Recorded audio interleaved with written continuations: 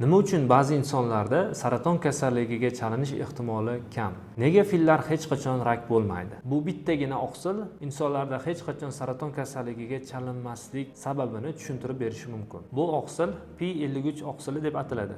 Olimlar unga genom qo'riqchisi deb nom berishgan. Chunki uning vazifasi DNK shikastlanishini aniqlash va uni saratonga aylanib ketishini oldini olish hisoblanadi. U hujayrani tuzatadi va uni o'sib ko'payishdan to'xtatadi.